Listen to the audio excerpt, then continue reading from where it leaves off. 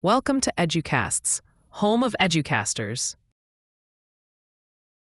If you asked a teacher in 1950 how learning happened, they probably would have given you a very straightforward answer. I give a stimulus, the student gives a response, and if it's the right response, I give them a cookie or a grade. This was the era of behaviorism. It was a simple, clean way to look at education. The student's mind was treated as a black box. You didn't know what was happening inside that box, and frankly, we didn't think it mattered. As long as the input, teaching, led to the right output, test answers, we were happy. But then something shifted. Computers arrived. Scientists started looking at these machines that could process information, store it, retrieve it, and solve problems. And they had a massive realization. That is exactly what we do. This was the birth of cognitivism. Cognitivism is the educational philosophy that cracked open the black box. It argues that learning is not just a change in behavior. It is a change in the way a student thinks, understands, and remembers. It asserts that the brain is an information processor. Just like a computer has RAM, working memory, and a hard drive, long-term memory, the human mind has specific structures for handling information. If you want to be a great teacher, a cognitivist would argue, you can't just focus on the behavior. You have to understand the software running the machine. You have to understand how the brain pays attention, how it encodes information, and most importantly, why it sometimes forgets everything 5 minutes after the test. To really get cognitivism, you have to understand what it was fighting against. For the first half of the 20th century, American psychology was dominated by B.F. Skinner and the behaviorists. They believed that psychology should only study what can be seen, observable behavior. Talking about thoughts or feelings or mental maps was considered unscientific fluff because you couldn't measure it with a ruler. But by the late 1950s, this approach was hitting a wall. Behaviorism could explain how to train a pigeon to peck a lever, but it was terrible at explaining how a human child learns to speak a language. Noam Chomsky, a linguist, famously tore Skinner's theories apart, arguing that language is far too complex to just be a learned habit. There had to be an innate mental structure allowing us to process grammar. At the same time, computer science was exploding. Terms like input, processing, output, and storage were entering the vocabulary. Psychologists realized this was the perfect metaphor for the human mind. This shift, known as the cognitive revolution, changed the definition of learning itself. Learning was no longer about habit formation. Learning was now defined as the internal mental process of acquiring, structuring, and retrieving information. For a teacher, this changed everything. It meant that a student sitting quietly and looking at you might not be learning because their internal processor wasn't engaged. Conversely, a student staring out the window might be doing deep cognitive work. The focus shifted from what is the student doing to what is the student thinking. The heart and soul of cognitivism is the information processing model. If you understand this, you understand 90% of the theory. Cognitivists view the flow of learning as a journey through 3 distinct stops. If the information makes it through all 3 checkpoints, you have learned.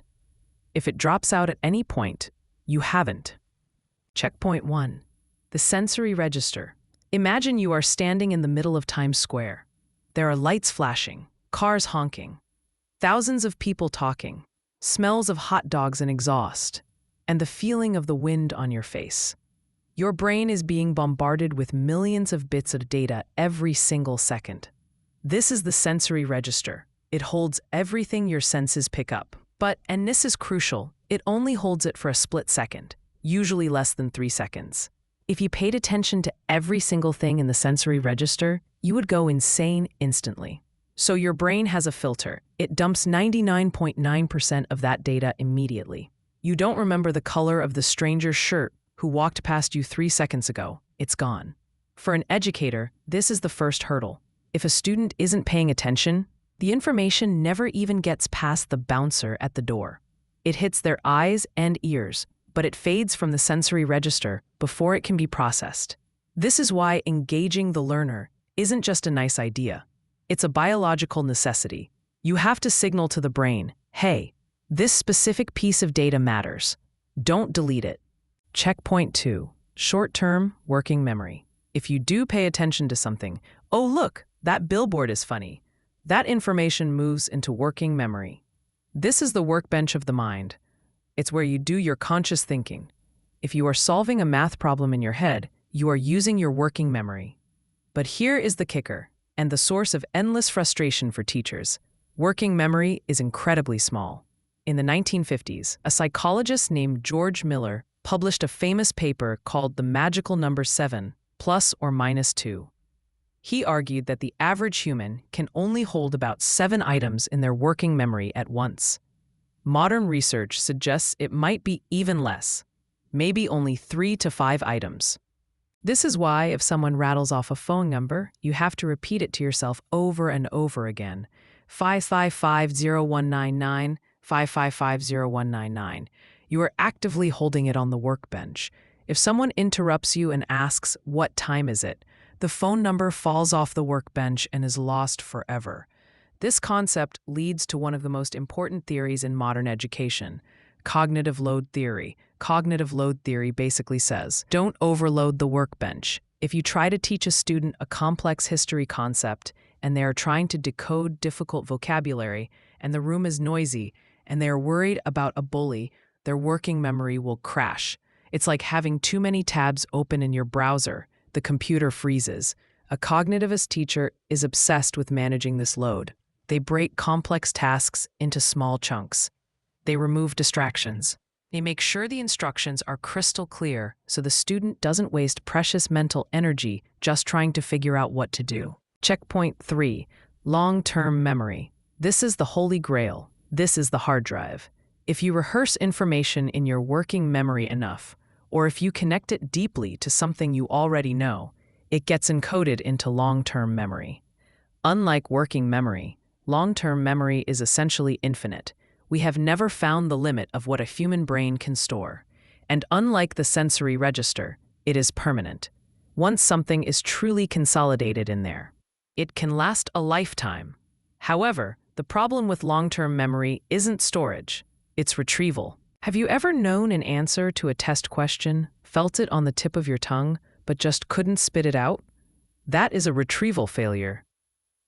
The file is on the hard drive, but you've lost the path to find it. Cognitivists believe that knowledge is stored in schemas, a concept shared with constructivism. A schema is like a file folder or a web of related ideas.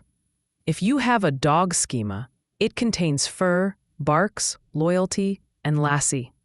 When we teach, we aren't just throwing facts into a pile. We are trying to help students file new information into the right folders. If a student learns about a wolf, we want them to connect it to their dog schema. That connection is the path they will use to retrieve the information later. The more connections, or neural pathways you build to a piece of information, the easier it is to find.